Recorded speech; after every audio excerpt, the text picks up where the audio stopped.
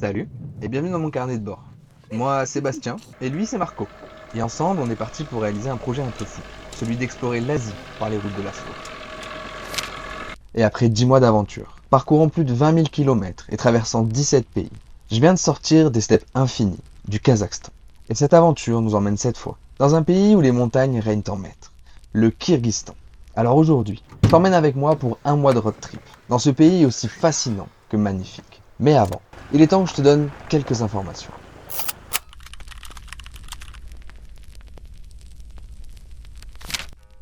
Situé au cœur de l'Asie centrale, le Kyrgyzstan est un petit pays enclavé d'environ 200 000 km², soit près d'un tiers de la superficie de la France. Il partage ses frontières avec le Kazakhstan, la Chine, le Tadjikistan et l'Ouzbékistan. Sa capitale, Bishkek, concentre une grande partie de la population, tandis que Osh, au sud, est l'une des plus anciennes villes des routes de la soie. Mais ce qui rend le Kyrgyzstan unique, ce sont avant tout ses montagnes.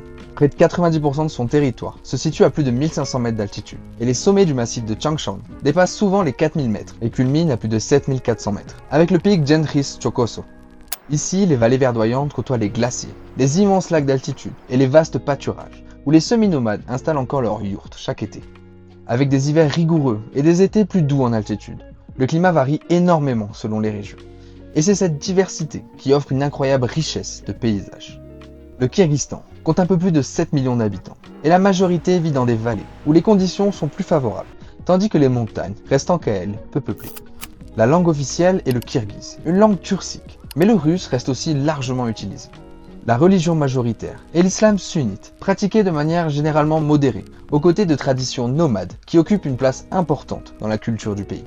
Car l'histoire du Kyrgyzstan est intimement liée à ces peuples nomades qui parcourent les steppes et les montagnes d'Asie centrale depuis des millénaires. Et grâce à sa position stratégique, le pays devient un passage incontournable sur les routes de la soie reliant la Chine au Moyen-Orient et à l'Europe. Au XIXe siècle, le territoire est intégré dans l'Empire russe avant de rejoindre l'Union soviétique en 1936. Et ce n'est qu'en 1991, après l'effondrement de l'URSS, que le Kyrgyzstan accède à son indépendance. Ainsi, encore aujourd'hui, le pays mêle héritage soviétique, tradition nomade et identité kirghize. À ce jour, le Kyrgyzstan est une république parlementaire, à régime présidentiel.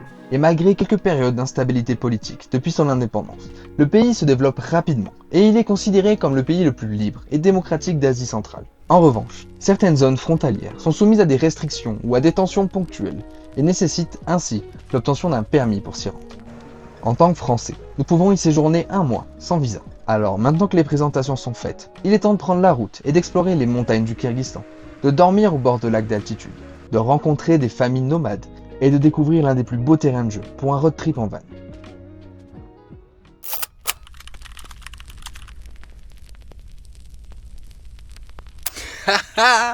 Je viens d'arriver au Kyrgyzstan et ça, c'est incroyable. Je suis tellement heureux d'être ici. J'ai dû mettre à peu près 3 heures pour passer les douanes, 3 heures et demie.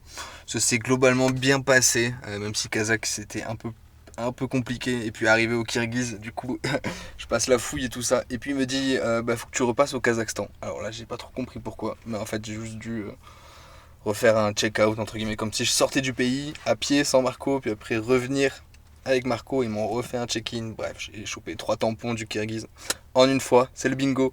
Et là, j'ai eu mon assurance. Ça c'est cool, ça s'est fait rapidement. J'ai retiré de l'argent, génial. Et là, je pense que je vais aller à l'autre ville pour essayer de trouver une carte SIM. Et c'est parti pour les premiers tours de roue au Kyrgyzstan.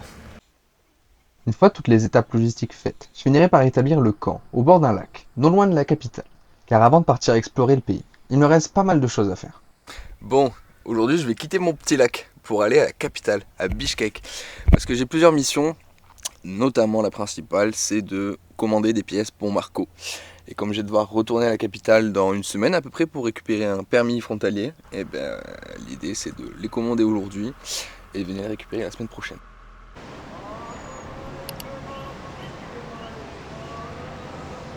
Et dès mon arrivée dans la ville, je me rendrai dans le genre d'endroit que j'affectionne tout particulièrement.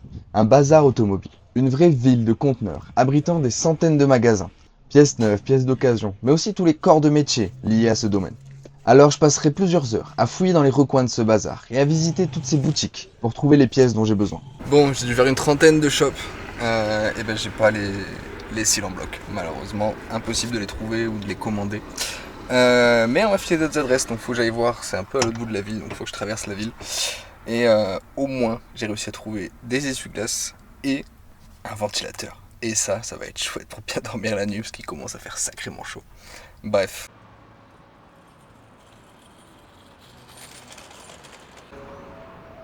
Malheureusement, je n'arriverai pas à trouver les dernières pièces. Alors je profite d'être ici pour faire un petit tour dans cette ville.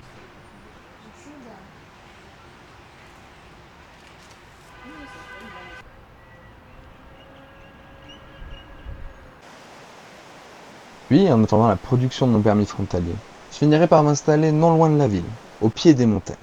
L'occasion pour moi de travailler, mais aussi de préparer un peu plus cette aventure au Kyrgyzstan. Et pour une fois, je vais pouvoir m'aider d'un guide, celui de Outravela. C'est le travail de Olivia et Victor, et c'est devenu une vraie référence pour préparer ses road trips au Kyrgyzstan. Et dans la version 2026, tu vas retrouver 28 pistes incroyables, le tout sur des cartes ultra détaillées, avec plus de 500 points d'intérêt à découvrir. Mais c'est aussi un guide pratique et culturel, qui va te permettre de comprendre un peu mieux le pays, mais aussi de faciliter ton aventure. D'ailleurs, je dis un guide, mais désormais, c'est un peu plus que ça. Parce que tu peux certes avoir le guide en format papier ou numérisé, mais maintenant tu peux aussi avoir une carte détaillée de tout le pays, si tu veux de la jouer old school. Mais si t'es plus new-gen, ils viennent même de sortir leur application, avec tous les tracés de pistes et les points GPS, le tout accessible offline. Et c'est également avec eux que je viens de faire mon permis frontalier. Parce qu'ils proposent aussi plusieurs services et produits, notamment pour la Géorgie, le Ladakh et le Tadjikistan. Et si ça t'intéresse, je te mets le lien en description. En passant par là, ça permet de soutenir la chaîne et leur travail, et pour ça, je te dis merci. Et quelques jours plus tard, l'appel de la montagne devient trop fort. Alors il est temps de rechausser les chaussures de rando. Demain, c'est rando. Et ça, c'est super chouette. Et je suis content parce que je viens de ressortir le sac de rando. Il est tellement poussiéreux, putain. Ça se voit que ça fait longtemps que j'ai pas baladé. Et je voulais en profiter pour partager un peu ce que j'emmène avec moi, du coup, pour partir en rando. Alors, il va nous falloir, déjà on a tout le matos photo, forcément. C'est ce qui va être le plus lourd dans le sac. Et ensuite, donc, des crampons, parce qu'on monte à 4000, donc peut-être qu'il va neiger. Le laserman, la balise GPS en cas de souci, évidemment des lunettes, un petit bob, la trousse de premier secours, ça ultra important, des petits gants, des cache-cou et la récompense pour le sommet. Et normalement on est bon. Ah oui, et puis bien évidemment de l'eau et de la bouffe, accessoirement.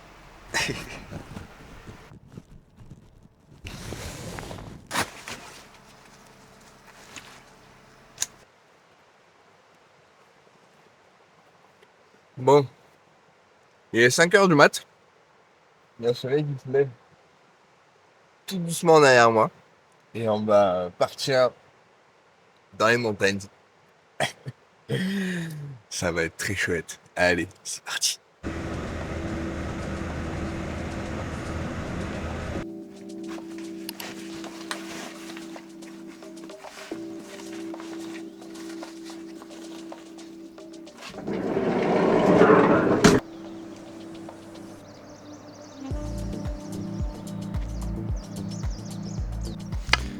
Bon, l'idée aujourd'hui c'est de faire une petite rando tranquille de reprise parce que ça fait plusieurs mois que j'ai pas vraiment randonné en montagne. Et de base, je m'étais dit, je vais faire 10 km, 1000 de positif, ce sera largement suffisant. C'était le plan hier soir, mais je réalise en fait que je me suis un peu emballé sur l'objectif de base. Dans le sens où hier soir je trouve une rando un petit peu moins, puis après un petit peu plus, puis après encore un petit peu plus. Et in fine, là, je me retrouve sur une rando de 15 km, mais avec 2000 de D+. Voilà. Sachant qu'elle finit à un sommet à plus de 4000. Et que pour l'instant, j'ai jamais fait de sommet à plus de 4000. Donc, on verra. On verra si j'y arrive jusqu'en haut. Je sais même pas les conditions qu'il y a là. Je vois qu'il y a de la neige dans les sommets. J'ai pris les crampons au cas où. Mais on verra. C'est parti.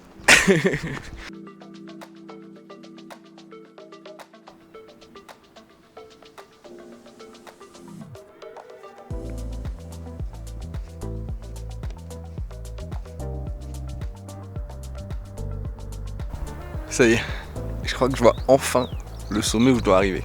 Donc l'idée, c'est de continuer tout droit, de monter cette montagne, puis après on va longer la crête. Et normalement, il est là-bas. C'est lui tout debout.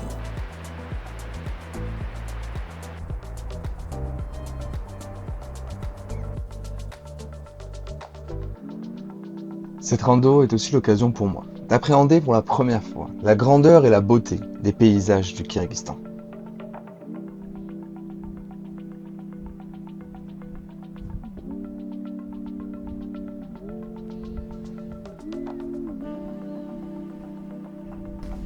On est, je sais pas, peut-être à 3004, un truc comme ça. Et 13 heures. Et j'avoue que je suis complètement claqué. J'ai sous-estimé la reprise de la randonnée. Je m'attendais pas que ça soit aussi dur. Parce qu'en soi, j'ai fait, je sais pas, peut-être 1000, 1002, 1003 de dénivelé positif là en quelques heures. Je suis flingué. Je suis flingué. Donc à mon avis, non. Parce que je vois le sommet là-haut. Parce que grosso modo, il me reste entre 800 et 1000, 1100 de dénivelé positif si je veux aller jusqu'au sommet du glacier. Je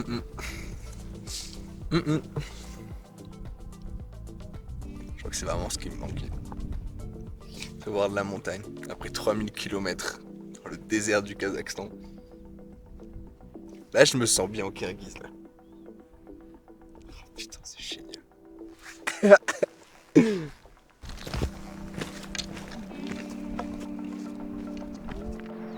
Le soir, je repartirai à mon spot de la veille, avant de repartir dès le lendemain.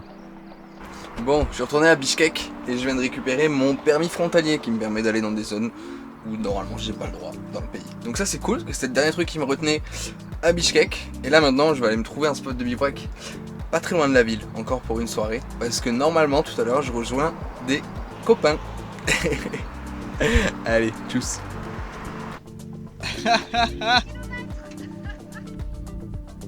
Serena et Antoine sont des voyageurs que j'ai rencontrés au Kazakhstan et qui voyagent avec leur fidèle Mitsubishi, Papy. Et j'avoue que ça me fait un bien fou de les retrouver ici pour partager un bivouac avant de reprendre la route dès le lendemain pour s'enfoncer un peu plus profondément dans le pays.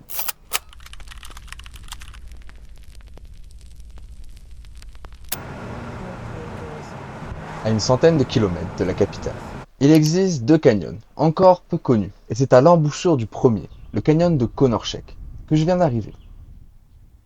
Et je vois s'ouvrir devant moi un couloir aux roches rouges qui semble sillonner au cœur des montagnes. Et c'est en partant explorer ce canyon qui se resserre au fur et à mesure que j'avance, que je découvre avec admiration le travail inlassable de la nature, qui taille ses parois et ses cours au cours de millénaires d'érosion.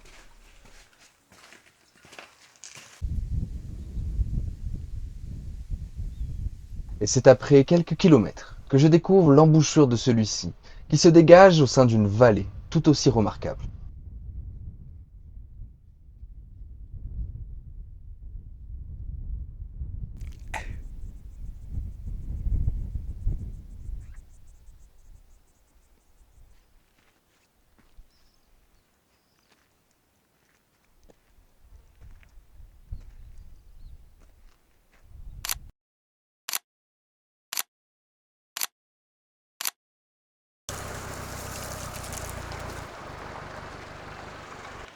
Ce soir-là, je finirai par m'installer non loin, au bord d'une rivière. Et ça tombe bien, car il commence à faire sacrément chaud à cette période dans les vallées.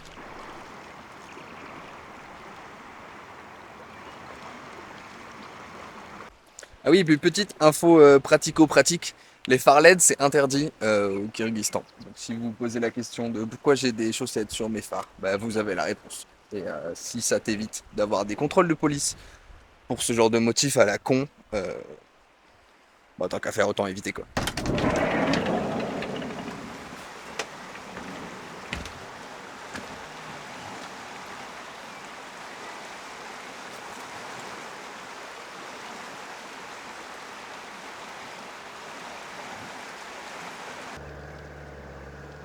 Le lendemain matin, il est temps de se remettre en route, pour aller voir ce deuxième canyon qui se trouve à 2 pas, celui de Kokmoïnok. Ici, le canyon dévoile un labyrinthe de roches, aux courbes étonnantes, un paysage brut, silencieux, où chaque virage révèle une nouvelle perspective, où le temps semble avoir façonné chaque paroi avec une précision infinie.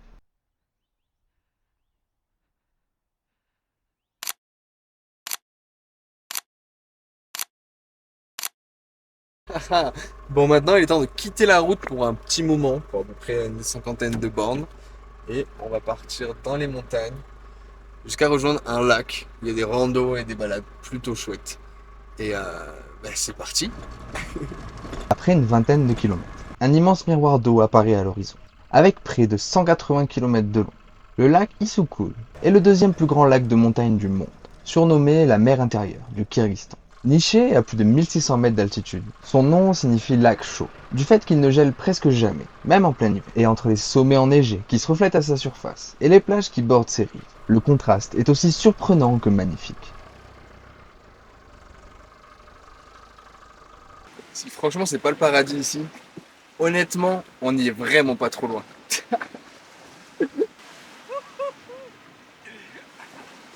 Et c'est au bord de ces rives que je ferai la rencontre de nouveaux copains qui voyagent avec des véhicules plutôt impressionnants et avec qui je vais passer la soirée.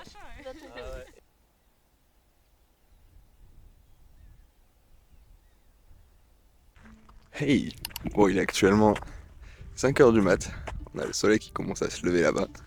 Là, on a le petit camp de bivouac avec les copains. Et l'idée, c'est d'aller marcher sur la montagne là-bas, pour faire le lever de soleil, pour avoir de belles couleurs sur les reliefs de la montagne. Le truc, c'est que je me suis levé un peu trop tard. J'ai mal calculé mon coup. Et je voulais être là-haut pour le lever de soleil. Mais il est déjà là. Ouais, ça va quand même être super chouette.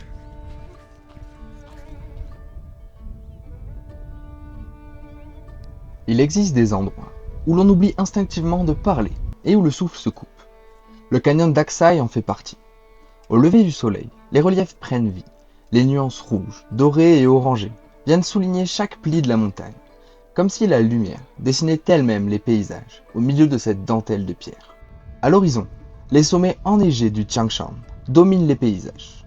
Entre ces géants de plus de 4000 mètres encore recouverts partiellement de neige, et les reliefs ocre du canyon, le contraste est saisissant. C'est la diversité du Kyrgyzstan qui s'offre à nous en un seul regard. Des panoramas comme celui-ci rappellent pourquoi le Kyrgyzstan est souvent considéré comme l'un des plus beaux pays de montagne d'Asie centrale.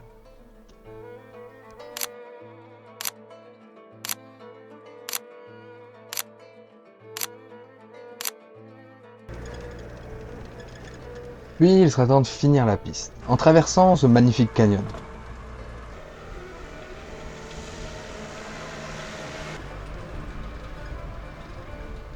J'ai débloqué un nouveau style, le style kirghiz. Bref, je me suis retrouvé dans une toute petite boutique au fin fond d'un petit village. C'est une boutique qu'on m'avait recommandée et heureusement qu'on m'a recommandé parce que jamais de la vie je l'aurais trouvé sinon. Et en fait, ils font tout à la main, ils sont spécialisés grosso modo dans la feutrine, dans la broderie. Bref, c'est génial, ils font ça avec les moutons d'à côté. Et je suis tombé sur une dame trop mignonne. C'est la maman de la dame qui a fait ce chapeau. Il est très stylé. Moi, j'aime beaucoup. J'espère que vous aussi. Mais voilà, je ressemble peut-être un peu plus à un kirghiz. On y croit moyen. Mais je suis content. Je me dirigerai ensuite à l'entrée d'une nouvelle piste. Mais la météo ne sera pas avec moi pour les prochains jours. Alors je décide de faire demi-tour et de prendre la route en direction d'une nouvelle région, du Kyrgyzstan.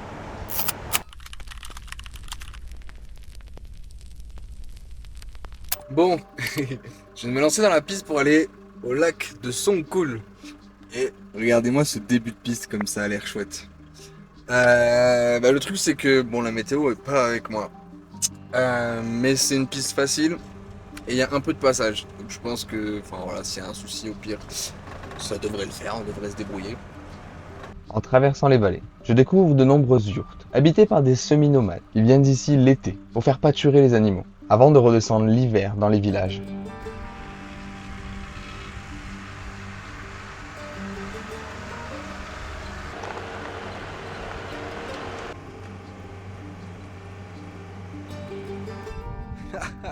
Je suis à 3200 mètres. C'est un truc de dingue. Je crois que je suis jamais monté aussi haut avec Marco. Et là, l'idée après, ça va être de descendre dans la vallée. Juste là-bas.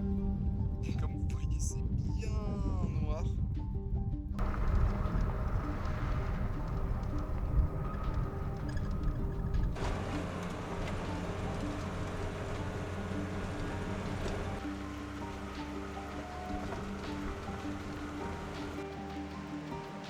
Puis je décide de m'arrêter faire une petite pause au bord de la rivière. Mais très rapidement, des enfants viennent me chercher pour m'inviter chez eux, dans une yourte. où je passerai le reste de l'après-midi pour découvrir un peu mieux ce mode de vie qui me fascine tant. Et ainsi je passerai du temps à traire les juments, à pêcher, ou même tout simplement autour d'une table, à manger et boire ce fameux koumi avec toute la famille. Ah, c'était trop chouette. Première fois dans une yourte, c'était incroyable. Enfin, on a encore eu un accueil des amours. Et finalement, j'ai refusé leur invitation à dormir parce que je sentais que ça dérangeait un peu le papa. Enfin bref, je le sentais pas trop. Je préférais pas m'imposer. Et du coup, je leur ai dit que j'allais dormir à Sangkul. Parce que du coup, si je leur disais que je dormais à côté, c'était impossible que je dorme pas chez eux. Du coup, là, il me reste 22 km de piste. Et c'est la partie un peu technique. Parce que du coup, je sais pas si vous voyez, mais en gros, on va monter tout là-haut très rapidement dans des grosses épingles de piste. Bon, la piste est pas trop compliquée, mais bon, il a plu quand même.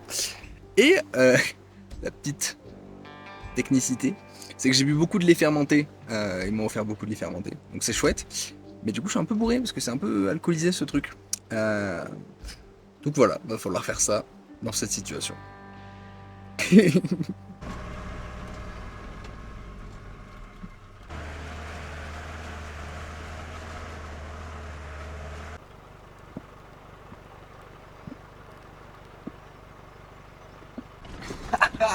Putain, on l'a fait, c'était un truc de dingue.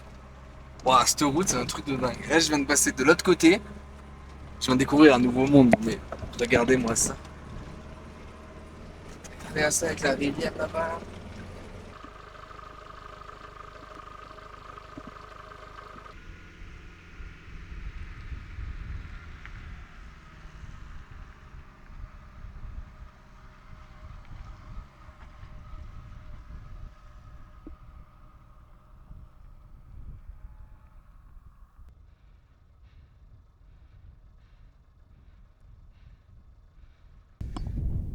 Ben, il est 18h. Je viens d'arriver au lac Sangkul. Il est juste derrière moi. C'est fou. À plus de 3000 mètres d'altitude. Je crois que j'ai jamais fait de bivouac aussi haut de ma vie pour l'instant. Mais je sens que ça va être vite battu au Kyrgyzstan. Bref, cette journée, elle n'avait rien à voir avec ce qui était prévu de base. J'ai pas fait la piste que je voulais faire de base. Celle-là, je devais juste m'arrêter devant et la commencer dans 2 jours quand la météo reviendra. Bref, il y a un petit bout qui vient de voir. Et je me retrouve là. Après 80 km de piste, des sacrées épingles, une petite invitation. Et j'avoue, un peu déshydraté aussi. Déjà par l'altitude, j'avoue, j'ai un peu mal au crâne. Mais je pense que c'est aussi le lait fermenté qui a piqué. Bref. Moi, doudou, il y a un petit veau qui arrive.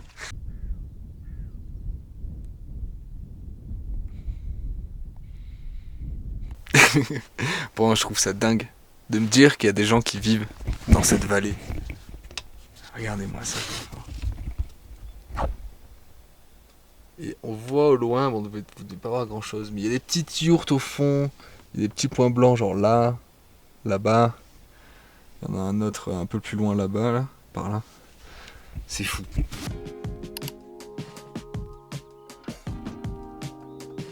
Dès le lendemain, je reprendrai la piste. Et très rapidement, je ferai la rencontre de nouveaux copains qui voyagent en Asie centrale.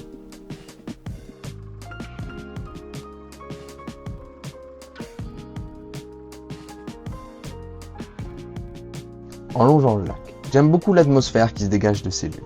Ici, la vie semble paisible et suivre son cours au rythme de la nature.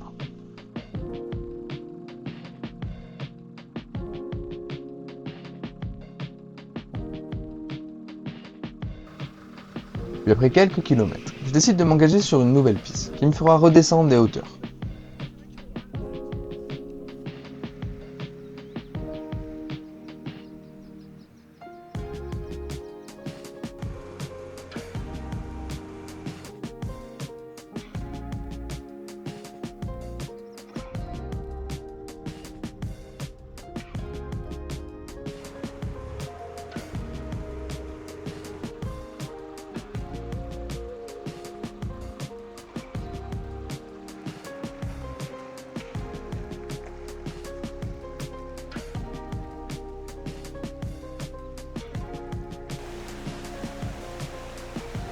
Sur la route, j'en profite pour me recharger en eau. Et 1000 km de dénivelé plus tard, j'arriverai enfin au creux de la vallée.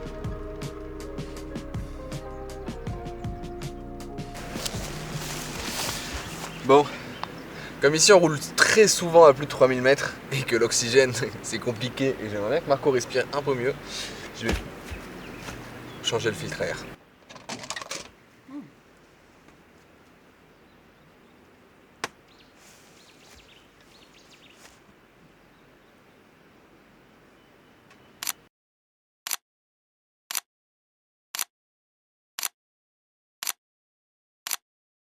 Ah, c'est parti pour une nouvelle piste. Et dans ce cas-là, on part pour 30 km. Et on commence par là. Normalement, ça va être chouette. Il y a des montagnes colorées. Le seul truc qui me fait un petit peu peur, c'est qu'en fait, c'est de la piste argileuse, en théorie. Et que ces derniers jours, il fait pas très beau. Mais aujourd'hui, il fait chaud. Donc, j'espère que ça va sécher. Ça va être chouette.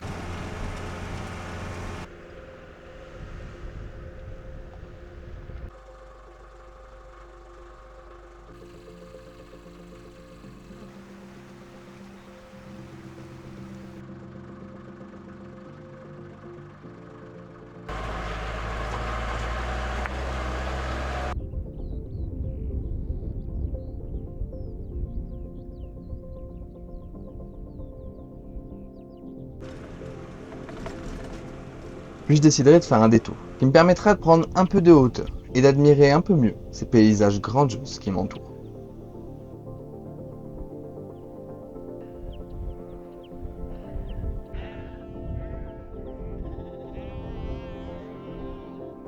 Cette mer de collines d'argile rouge, clairsemée de végétation, qui leur donne une texture si particulière, donne une atmosphère presque onirique.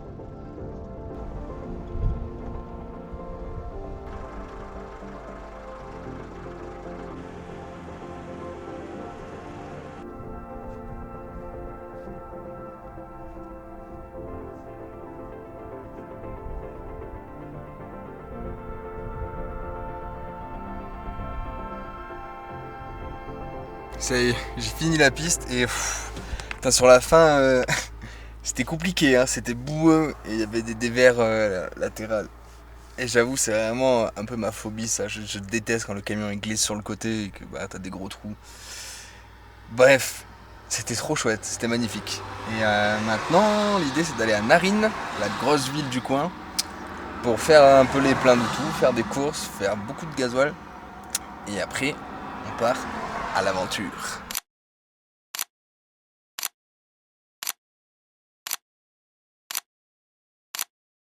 Bon, ça y est, tous les pleins sont faits, les courses sont faites. Maintenant, on peut partir à l'aventure et, et durer un moment. L'objectif, c'est d'aller jusqu'au lac Kelso. Alors, le lac Kelso, c'est assez particulier, mais grosso modo, c'est quand même vachement perdu. Il nous faut un permis frontalier pour pouvoir y aller, parce qu'on va avoir beaucoup de contrôles et de checkpoints. Et apparemment, la piste est compliquée. Donc, on y va. Il y a 100 km principalement de pistes pour aller jusqu'au camp. Je pense pas que je vais les faire aujourd'hui. Mais c'est parti.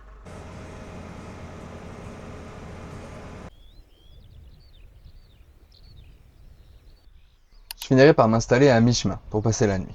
Puis je reprendrai la route dès le lendemain.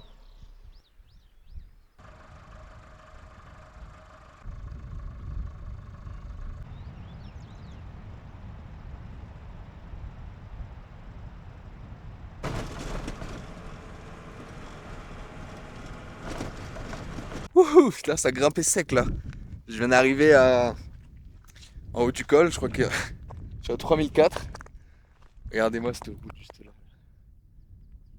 Bref, et maintenant, il va falloir redescendre de l'autre côté.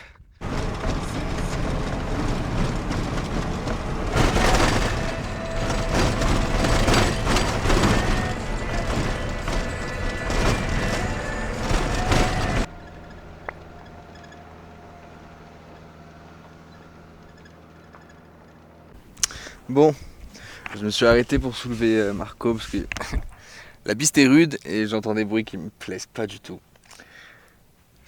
Bon, c'est le prix à payer. Et je viens de me rendre compte qu'il me manque un petit phare. Je l'ai perdu sur la route. Bref, je sais pas encore si je vais passer par là au retour. J'espère le retrouver. Mais ça me semble un peu compromis quand même. Bref. Et la piste n'épargnera personne. Car quelques kilomètres plus loin, je rencontrerai Islam, un guide kirghize qui est en panne au bord de la route, car il vient de percer son radiateur. et à plus de 70 km de piste de la première ville. Je peux pas le laisser comme ça. Alors on décide ensemble de s'y mettre pour trouver une solution et lui permettre de repartir jusqu'au camp de base. L'idée, c'est qu'on a récupéré un peu des litres d'aluminium dans une cuillère. J'ai un chalumeau. Et le but, c'est de souder ça.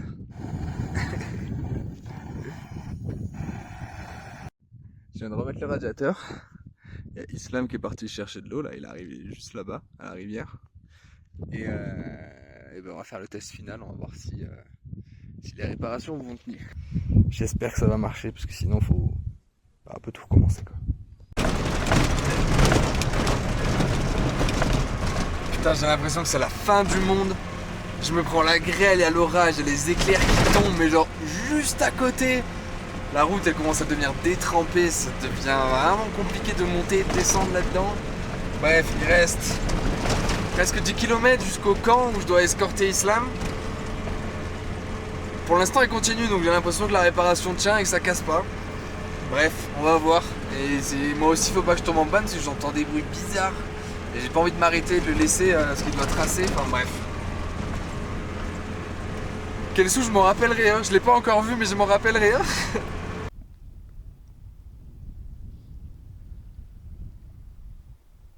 On a finalement réussi à arriver au camp Niourt. Putain, je me suis embourbé juste là-bas. Là, c'est vraiment le vrai bourbier. Bref. Y a Islam qui veut absolument que je mange avec eux. Donc ça, je suis trop chaud. Un petit repas local dans une yourte, je suis chaud. Par contre, il veut que je dorme avec eux. Et comme c'est en fait vraiment le camp Niourt ultra touristique, je suis pas super fan. Donc je suis content de passer un moment avec Islam et du coup c'est deux guests, parce que les guides. Mais je vais devoir un peu me battre pour dormir dans le van. Et j'avoue que là avec la pluie, je vais pas pouvoir trop bouger le van. C'est un bourbier aux alentours et bref, je vais finir bloqué. Donc je pense que je vais passer la nuit là, sur le parking du Yurt Camp, en plein milieu de la nature, mais du coup c'est assez marrant de finir dans une ville de touristes, alors que je suis en plein milieu de la nature avec ma maison. Bref, ça fait une belle rencontre au moins. Le soir, la météo nous laissera un peu de répit, ce qui me permettra de sortir un peu et de profiter des alentours. Et après un bon repas avec Islam, je me coucherai tôt, car demain matin, c'est rando.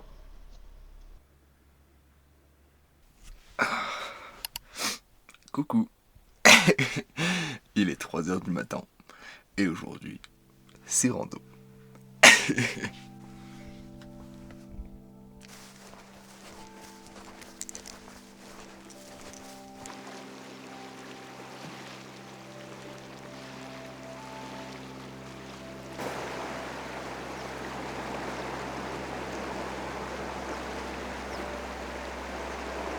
Le soleil commence à se lever dans la vallée.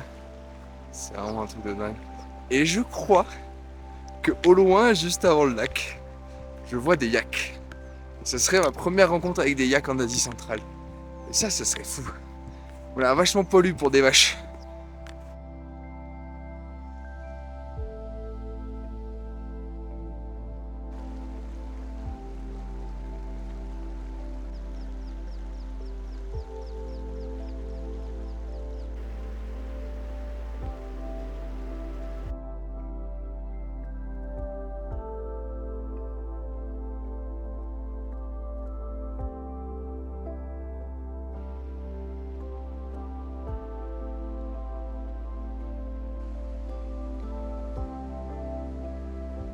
Je crois que je suis bientôt arrivé.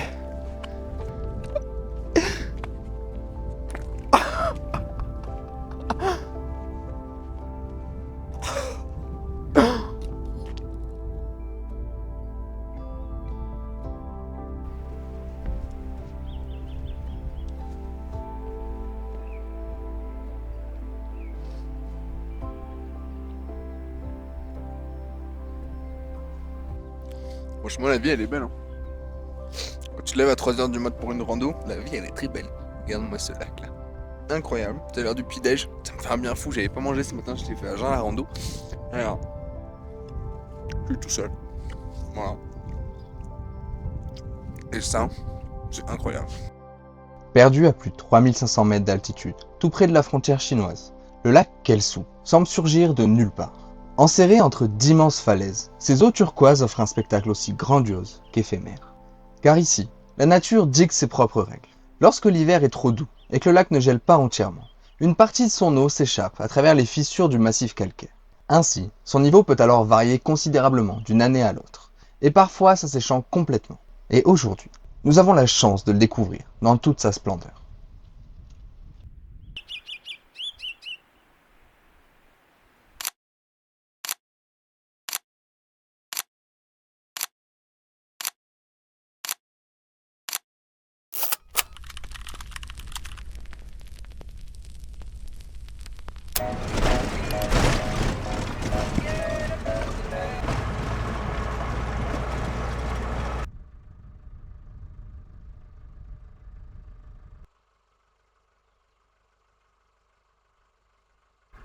Bon, bah moi qui pensais que j'allais pouvoir rejoindre Auch, une grande ville, par la route, parce que je pensais que c'était une route principale, et c'est une artère principale, mais c'est que de la piste. Donc là, ça doit faire 150 bornes que je suis sur la piste. Il me reste à minima 100 km de piste. Jusqu'à présent, la piste était assez bonne. Bon, pas mal de tôles ondulées, de trous, donc t'avances pas vite, mais ça va. Et là, il a commencé à avoir des sacrées ornières. Tu sens que il y a des camions ici qui sont restés bien bloqués dans les cols. Et je viens de recevoir une alerte météo qui me dit que dans les 2 prochains jours, c'est alerte orage là où je me trouve. Donc on va essayer de sortir d'ici. Je vous avoue, je suis déjà bien claqué. Il reste 100 km de piste, mais on va pousser. Et voilà, je m'attendais pas du tout à ça. Mais au moins, les paysages sont super chouettes.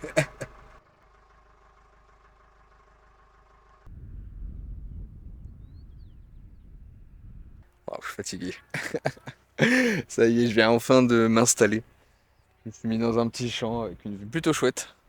Et je vous avoue, je suis claqué. Et il me reste encore un peu de boulot, je finis tout ça. Et après, c'est dodo. 9 heures de route pour faire 300 bornes.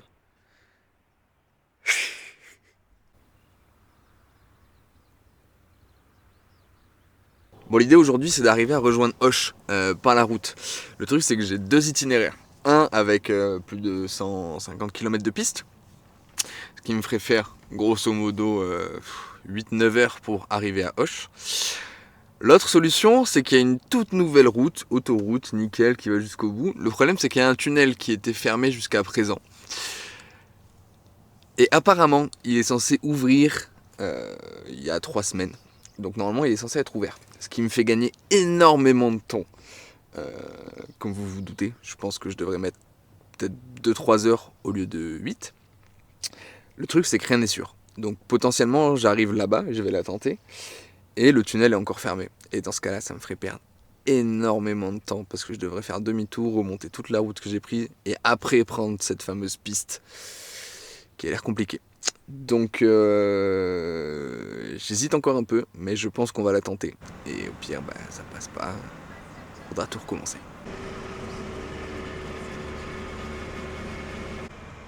La chance sera avec moi, car le tunnel sera ouvert.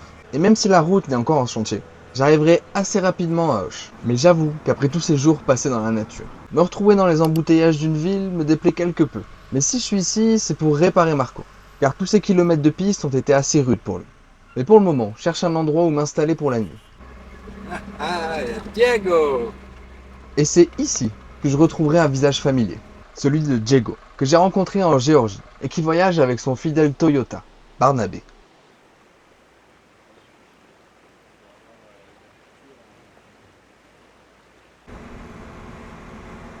Le lendemain, il est temps d'emmener Marco chez le docteur. Et après plusieurs garages, je trouverai enfin une équipe qui acceptera de s'occuper de Marco. L'objectif, c'est de changer un seul cylindre bloc. Le problème, c'est que je n'ai pas la pièce, et qu'il faudra toute une journée, rien que pour sortir le cylindre bloc et le remplacer. Je viens de sortir du garage, ça y est, Marco a des nouveaux cylindres en bloc, j'ai fait contrôler un peu tout ce que je voulais aussi. Bon, j'ai quand même un problème de direction, mais ça fera l'affaire pour les quelques mille kilomètres qui me restent.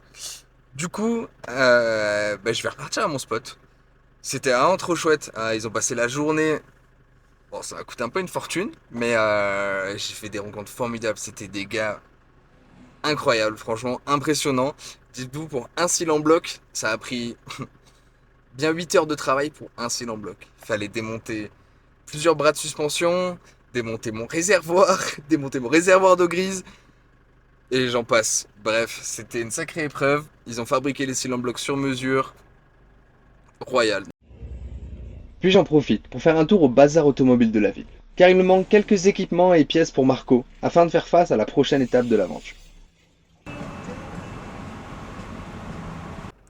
Bon, aujourd'hui on part pour une journée logistique afin de préparer cette fameuse aventure sur la Pamir. Donc plein d'eau, plein de gasoil, plein de bouffe, bref, tout ce qu'il faut pour rester plusieurs semaines en autarcie. Et faut que je trouve quelqu'un pour imprimer mon permis pour entrer dans la région du Tadjikistan. C'est parti. J'ai fini par trouver. J'ai bien mes photocopies de mes permis. Donc maintenant, il n'y a plus qu'à trouver de l'eau et se rapprocher de la frontière. Et essayer de trouver un spot avec internet pour les 2 prochains jours. Comme ça, je peux bosser sur cette prochaine vidéo.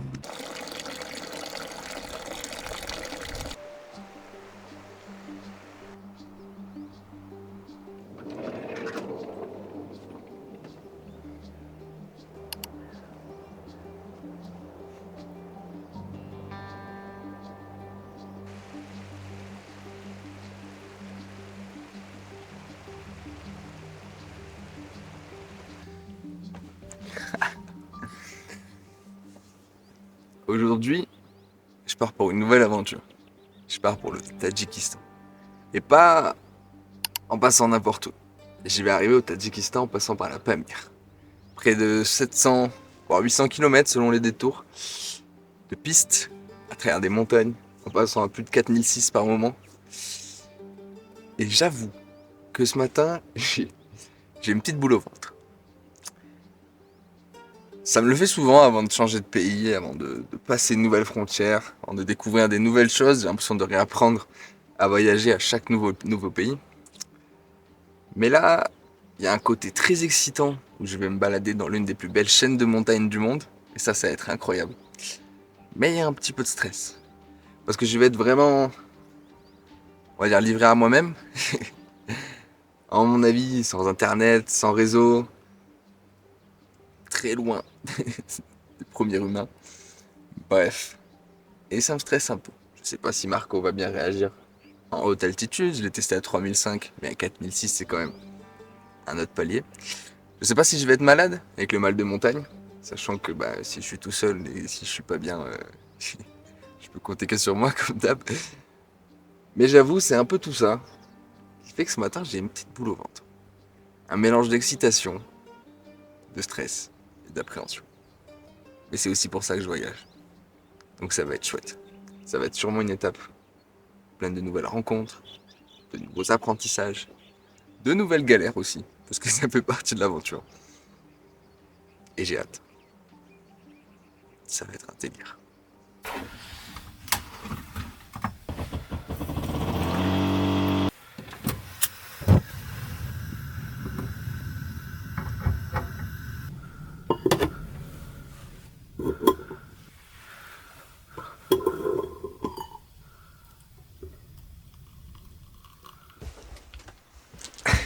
Je te remercie d'avoir regardé cette vidéo jusque-là. J'espère que cette aventure t'a plu. Et si jamais tu veux retrouver un peu plus mon quotidien sur les routes de la soie, n'hésite pas à me suivre sur les réseaux sociaux. J'y partage aussi pas mal d'astuces et de conseils sur le voyage et la vie en véhicule aménagé.